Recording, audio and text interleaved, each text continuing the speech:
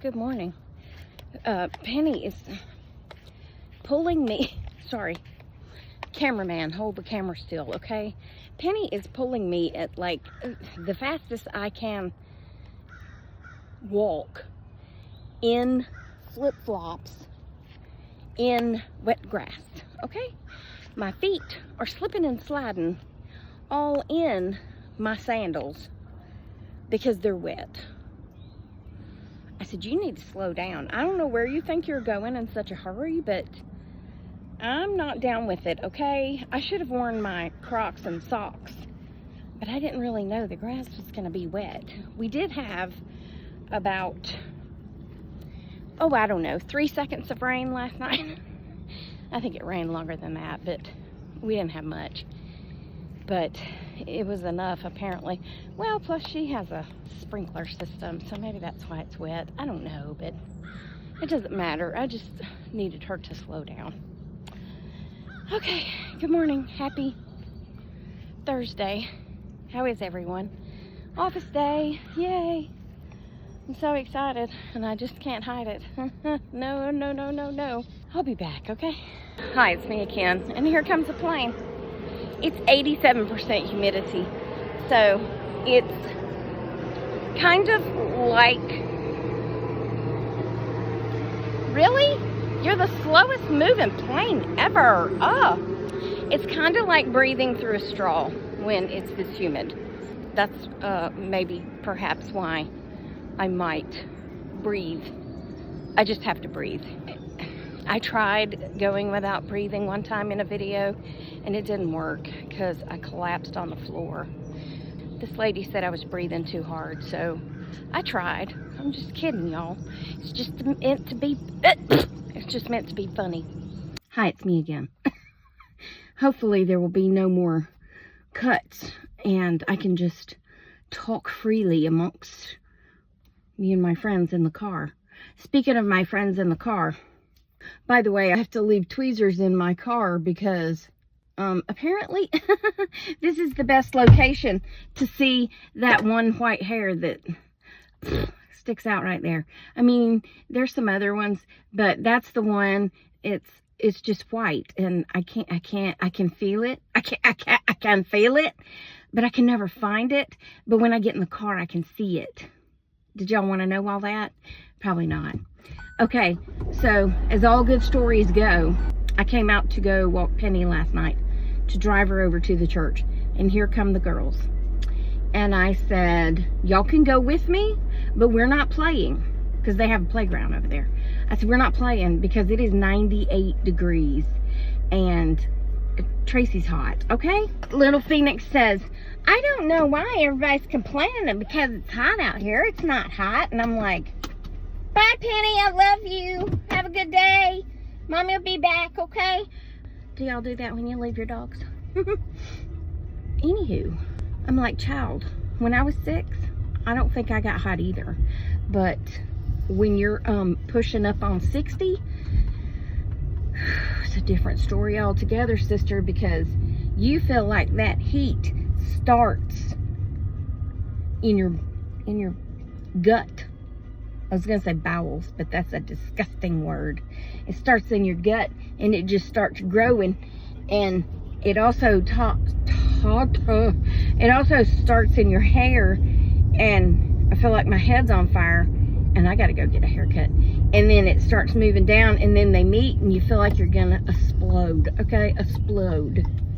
Well, they agreed that they would not want to go to the park, that they just wanted to go walk with me through the woods. And I was like, that's cool, that's fine. So we drive over here. I mean, that's how far it is. Like, I live there and it's right there. And we could walk, but again, it's 98 degrees and the pavement's hot. And I take her over into the woods where there's no pavement, okay? And I haven't seen a snake, and I haven't had a tick. I mean, I watch for snakes, trust me. I ain't seen a one. So maybe it's too hot for them to come out. I don't know. But anywho, we walked through the woods. All is well. We had all the windows down, plus the AC blaring. And Penny, you know, Penny rides shotgun up here in the front seat, and they get in the back. And for about, I don't know, 5 minutes waiting on Phoenix to buckle her seatbelt. It was too hot. The seatbelt was too hot. And I was like, we're not going anywhere until somebody buckles that seatbelt, whether it be you or your sister. But I'm not getting out and walking all the way around to buckle the seatbelt when your 9-year-old sister just buckled hers. Okay, she can buckle yours. So I just kept sitting. I was like, we're not going until that seatbelt's buckled. And she finally buckled the seatbelt. I mean, we might not have sat 5 minutes, but still, I was like, no. Well, anyway, we walk through the woods. We get back in the car. We have to go through the whole thing again about buckling the seatbelt because it's hot. All of a sudden, Naomi, of all children, because I feel like Naomi is a lot like me. She talks in different accents.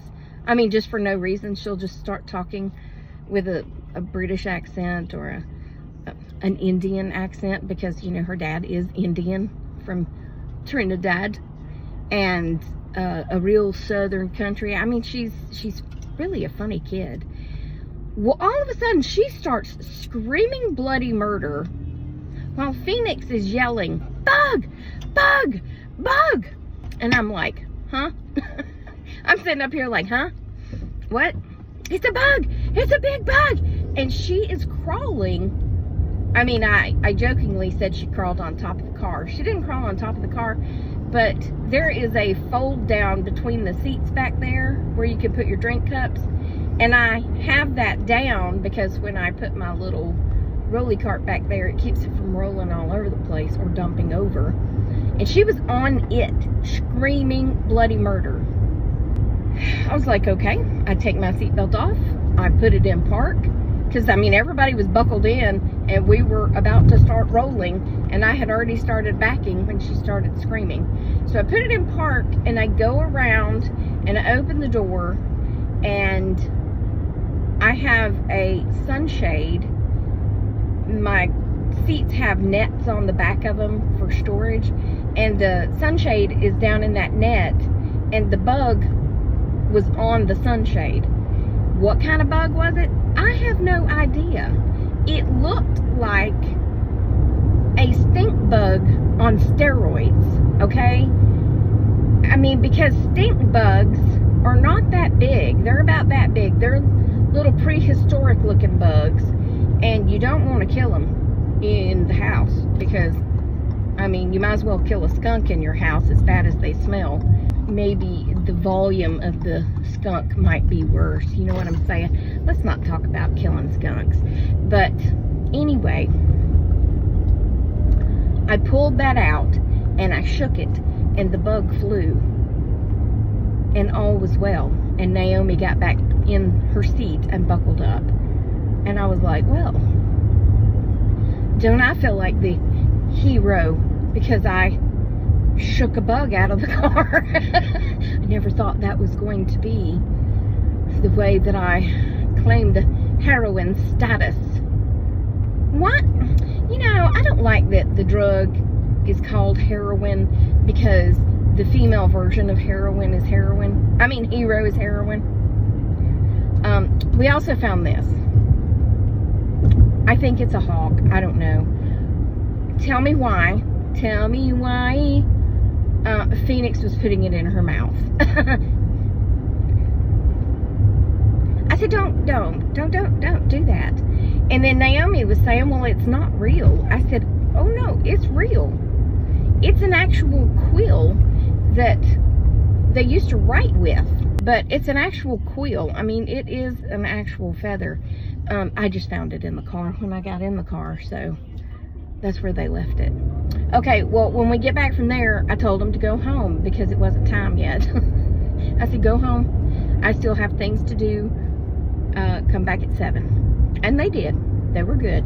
Well, they come back, and I keep trying to think of a name of a movie, and it won't come to me, of course, but it's like they have war paint across their eyes, and I want to say it was like a Western, and for some reason Kevin Costner's coming to mind, but Oh, squirrel. Oh, squirrel. But it could have been Mel Gibson for all I know. I don't know.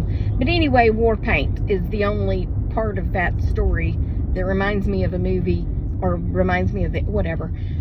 They came over and they had eyeshadow that started at their hairline and went to their hairline, and it was straight across. It was blocked. I mean, it was done very well, and it was like red, and it faded to an orange and yellow and blue and green, or blue and purple and green. Anyway, I was really impressed, and I was like, what's going on here? And Naomi said, well, our brother is gay. Okay. And I'm still not understanding. She goes, well, for pride. And I said, oh, okay. I said, does your brother wear makeup? She goes, no. I said, oh, I didn't know if you did that to him too. And she goes, no. I mean, sometimes he might wear concealer. And I was like, well, I mean, to be fair, a lot of younger men wear concealer when they have scarring and stuff from acne, but that's not really makeup. I mean, a lot of men don't wear, I would say more men don't wear concealer, but some do if they have bad acne. But anyway, not the point. Their makeup was fabulous, just for what they did. She's so artistic. Well, then we go in the bathroom, and I told y'all yesterday that I was going to give them all that eyeshadow, because every time I put it on, I end up with more under my eyes than I do on my eyes. And I pulled those 3 out and gave them to them. And then we went through some other makeup. I gave them some old lip liners that I don't know why I buy lip liners, because I never use them. And then just some lip glosses that I had gotten from Ipsy that wasn't quite my jam. Real thick and gooey and white and frosted, and you know, honey, they thought they were in heaven getting all that makeup. So they, oh God, my shoulder. Sorry. My chiropractor left me. Anyway, I'm at work, so I will let y'all, I will bid you adieu, whatever that means, and I will talk to you on the next Tracy Tries. Remember that I love you. Jesus loves you. I hope he's coming back soon, because people be crazy and my shoulder hurts. And I will talk to you on the next Tracy Tries, okay? Toodles, my noodles, and stay silly, my friends, okay? Goodbye.